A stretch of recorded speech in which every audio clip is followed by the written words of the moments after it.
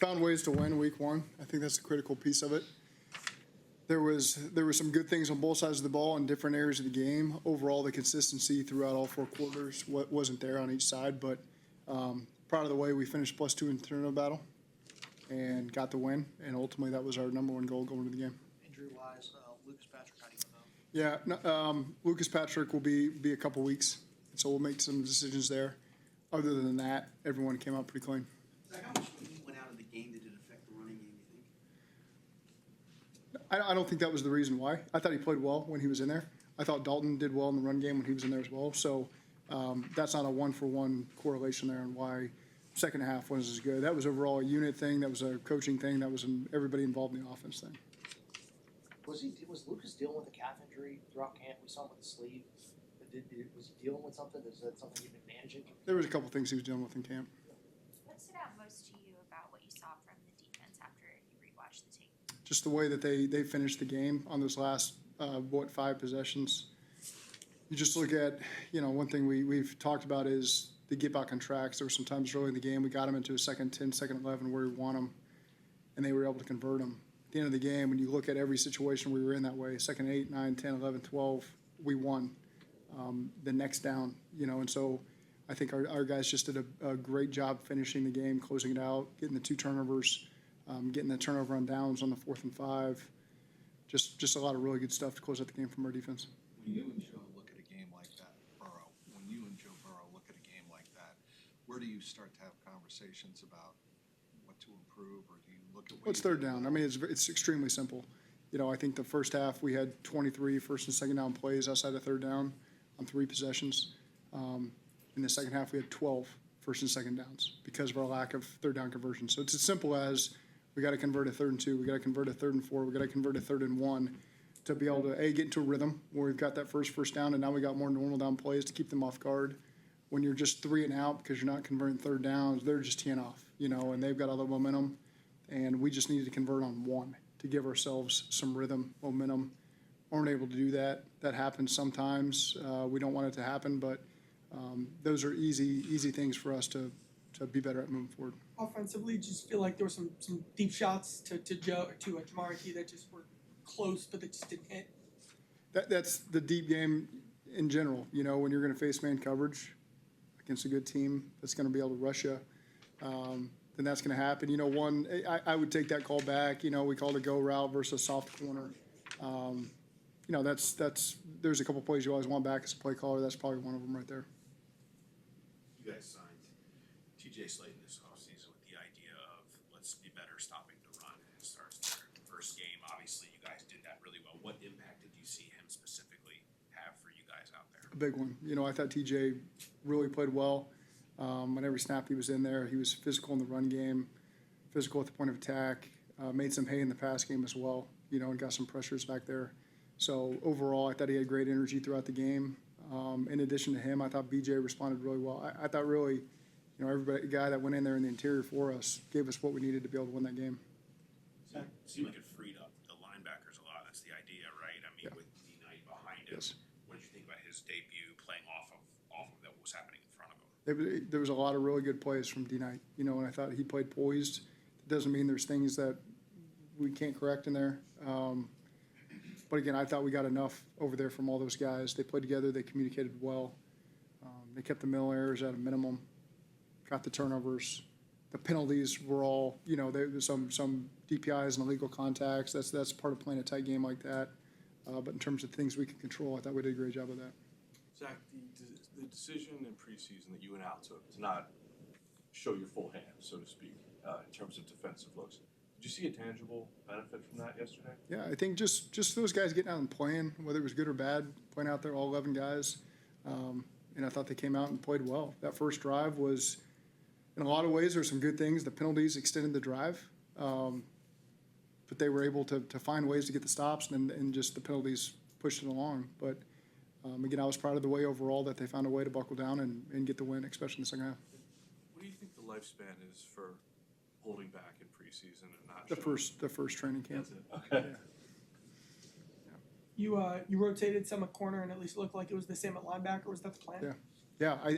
DJ Turner, has earned opportunity, And so he went in there and played well and continued to earn opportunity. And so I think when you've got a lot of starting corners, those guys are going to continue to earn playing time, and you got to be flexible with how it's going to go.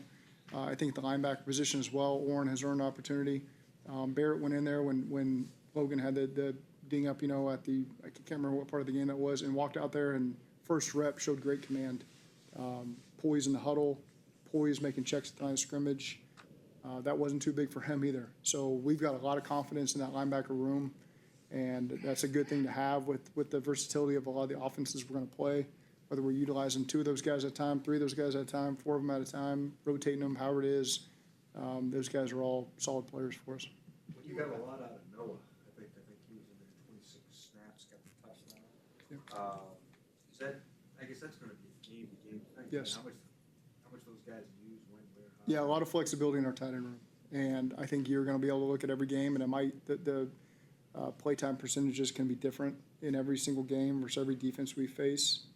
We're fortunate to us have 5 tight ends that we trust. 4 are active on game day. We had a 5th inactive, but we've got 5 that we believe in can go in and operate our offense and give us what we need to win. So I think that's a really good room. And again, the playtime percentages could change game by game. I guess with Noah, it was a matchup thing with the way they were just kind of the way they're playing. Well, the different groupings are going to invite different personnel groupings from the defense. Okay, so whatever we want to do going into that game, there's your mom's calling if your mom's name's Kathy. But every game we can invite different groupings. So what do we want to attack? How do we want to utilize the guys?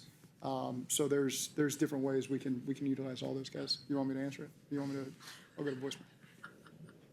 Should have picked up. That would have been good. Should have good content. Huh? Should Yeah. have picked up with some great content. Cody, they get Cody in there, so we can add. I guess I don't know. Was that he's a hybrid? I guess he's an H back, right? Or whatever. He was a fullback. He was true old school Spider 2. That's Spider 2 Y banana right there. That's not exactly how we called it, but that's a play I threw probably 14 of my 16 touchdowns in college on. Right there, as simple as that. But if you like the John Gruden term, that's basically what that play was. Did you have to work with Cody on his form, on his? You don't get that full speed. That's not a full speed rep that we get. Now we've walked through that a million times and talked through how we want to cut at the edge. It's a big job, but in terms of actually repping that live and him going, we have not done that with him. Last year that was Hubbard. Why Cody this year? Well, Hubbard, not true. Hubbard was the extra tight end on the edge, and so usually he was on the backside cutoff or that was also Spider 3 Y banana basically on the touchdown he caught against Tennessee. But there's it depends on your active list in the game. Sometimes you don't have enough active tight ends that fit those roles.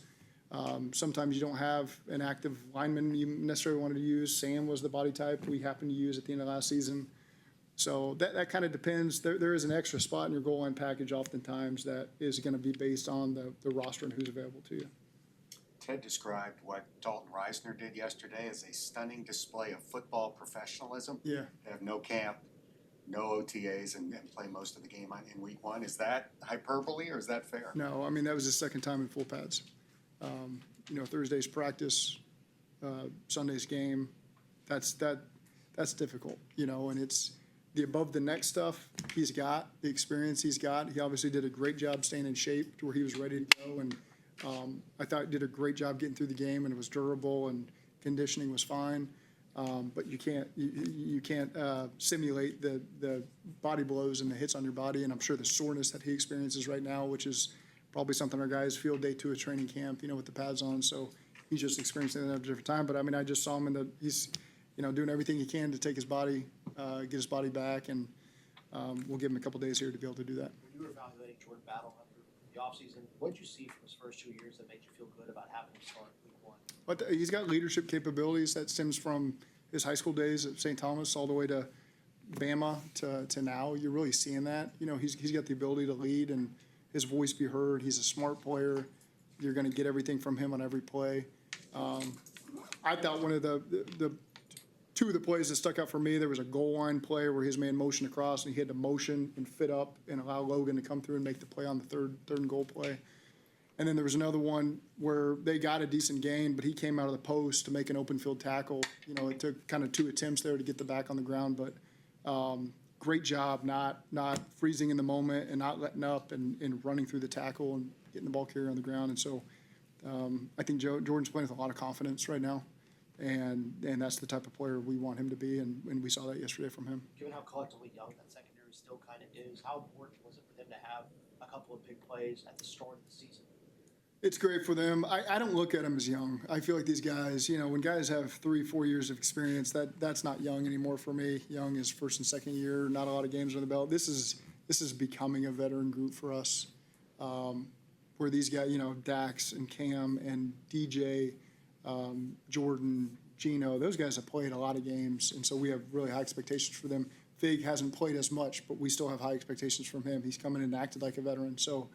I don't look at it as a young group, and so my expectation is that they're going to make plays for us, and they did that yesterday. And when you're grading a game like yesterday or going over it with Joe, how much do you look at the fact that he didn't force the ball into areas and didn't commit a turnover yesterday? A big reason you guys were able to win. I mean, that's the critical part of week one is no turnovers, getting 2 on defense, look at the scoreboard, that's going to be the winning team. And so for Joe to make great decisions in terms of where the ball's going, protect the ball in the pocket when things get rough, for all of our guys to protect the ball when they're in the open field, that's the difference in the game yesterday. What did the tape show you of Dylan and Shamar? Good things. You know, there's good things to continue to build on. There are things that we will correct as the season goes on. I told the team after the game that week 1 team is not going to be our week 2 team or our week 6 team. We're going to have to continue to improve as we go. But we have the right people that correct their mistakes. And so I know we get a better version of everybody as we move forward. Is it kind of a weight off your shoulders to kind of dispel that week 1 slow start narrative? No, it has nothing to do with that. It's just all the anxieties that come with week 1 in general. You know, I think it's its own unique week. There's so much build up from the off season to that moment. The unexpected of what are they going to do? What challenges are they going to present that they've been hiding from us all off season? And so just collectively as a team, to find a way to win, at times a gross game. Defensively, it was a beautiful game there at the end. Those last 5 possessions, that's what you want. But just that's all we needed was 1-0 and put ourselves in best before. We said the league did us a huge favor, putting us in a divisional road game week 1 because coming out of that 1-0, that's the best case scenario of any game you could have played. And so our guys accepted that challenge and figured out a way to get it done. How closely does yards allowed per carry correlate to winning? I think for our style of football, we want to play as a team. When you can eliminate the run game, knock down the explosives, and allow our offense to put pressure on teams, then that's going to be a good recipe for winning. I know we as an offense didn't support that in the second half, and we as a defense did that part. And so there's going to be times where different parts of the team is going to lean on the other unit. That's going to happen. That's over a 17-game season. That's what's going to happen. When we put it all together, we feel like we're going to be pretty deadly, and I'm excited to look forward to playing together this week and doing our best to get that done.